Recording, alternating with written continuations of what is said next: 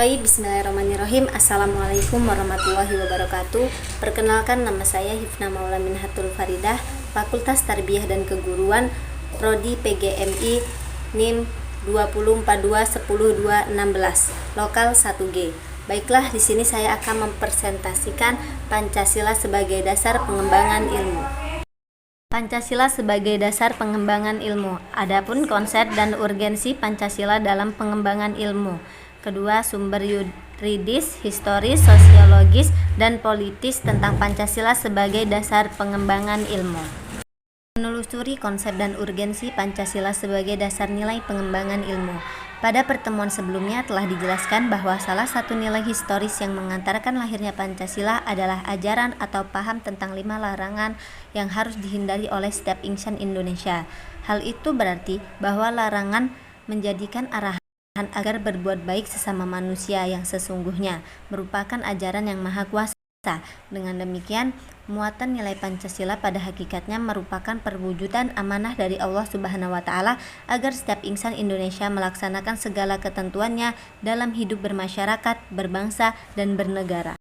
Yang kedua, dilihat dari pengertian filsafat bahwa Pancasila merupakan suatu tatanan untuk mengatur bagaimana seharusnya setiap insan Indonesia mencari dan menemukan kebenaran-kebenaran hakiki sebatas kemampuan manusia yang selalu berkembang dalam berwujud makna hidup dan yang harus mengabdi kepada Allah Subhanahu wa Ta'ala yang Maha Kuasa.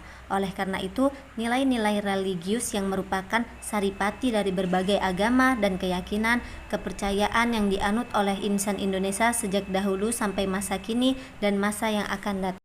Baiklah, sumber yuridis, historis, sosiologis, dan politis tentang Pancasila sebagai sumber pengembangan ilmu. Sumber sosiologis pendidikan Pancasila. Sosiologis dipahami sebagai ilmu tentang kehidupan antar manusia. Di dalamnya mengkaji antara lain latar belakang, susunan, dan pola kehidupan sosial dari berbagai golongan dan kelompok masyarakat.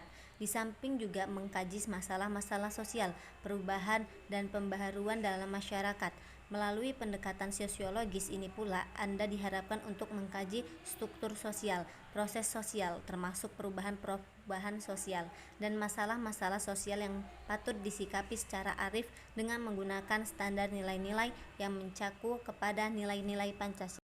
Yuridis pendidikan Pancasila. Negara Republik Indonesia adalah negara hukum, dan salah satu cirinya atau istilah yang bernuansa bersinonim, yaitu pemerintahan berdasar hukum. Pancasila sebagai dasar negara merupakan landasan dan sumber dalam membentuk dan menyelenggarkan negara hukum tersebut. Urgensi pendekatan yuridis ini adalah dalam rangka menegakkan undang-undang yang merupakan salah satu kewajiban negara yang terpenting. Sumber historis pendidikan Pancasila. Presiden Soekarno pernah mengatakan, "Jangan sekali-sekali meninggalkan sejarah." Pernyataan tersebut dapat dimaknai bahwa sejarah mempunyai fungsi penting dalam membangun kehidupan bangsa dengan lebih bijaksana di masa depan. Dengan pendekatan histori, kita juga dapat berperan serta aktif dan arif dalam berbagai kehidupan berbangsa dan bernegara, serta dapat berusaha menghindari perilaku yang bernuansa mengulangi kembali kesalahan sejarah. Sumber politis pendidikan Pancasila. Salah satu sumber pengayaan materi pendidikan Pancasila adalah berasal dari fenomena kehidupan politik bangsa Indonesia. Tujuannya agar Anda mampu mendiagnosa dan mampu memformulisasikan saran-saran tentang upaya atau usaha mewujudkan kehidupan politik yang ideal sesuai dengan nilai-nilai Pancasila.